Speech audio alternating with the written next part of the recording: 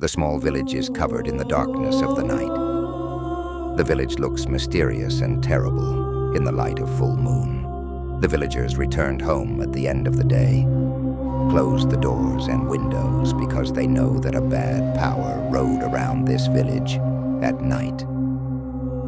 The people of the village know that this evil power is a blood-sucking piss. It is not a common vampire.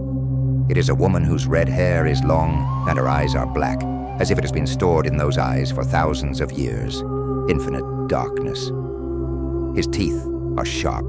As an animal is ready to hunt, he hides in the light of the day, but comes out in the darkness of the night, finding his hunt. One night, an old woman living in one end of the village was sleeping alone in his small room. Her husband died a few years ago, and her children all lived elsewhere. The old lady lived alone, but everyone in the village was sympathetic to him. The door of the old woman suddenly opened at a depth of the night. One idol was seen in the light of the full moon. Long, red-colored woman. He slowly entered the house.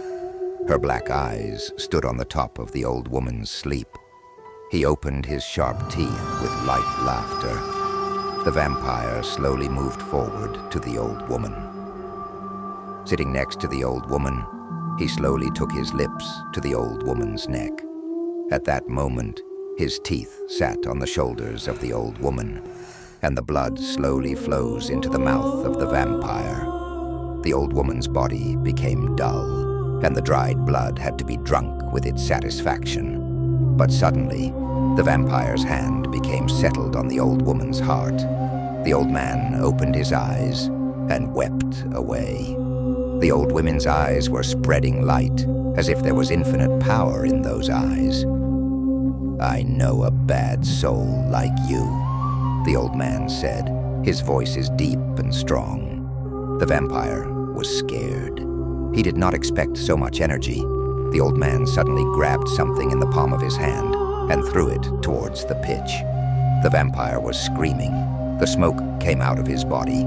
He ran to the door, but the door was closed on his own. The ant started running towards the old side, but could not get out of the old woman's house. "You will never be able to access my village again," the old man said, and his voice was reflected in the whole room. The vampire screamed and slowly fell into the ground. The next morning, the villagers rushed to the old woman's house. They broke into the door and saw that the old man was lying in bed with a print of peace on his face. There is a burnt body on the floor of the house, as if the night fire had burned him. Since that day, blood-sucking vampire has never been seen in the village. The villagers respected the old age and thanked them for his courage. But they never forgot that terrible night when a brave old woman fought with an evil force and saved his village.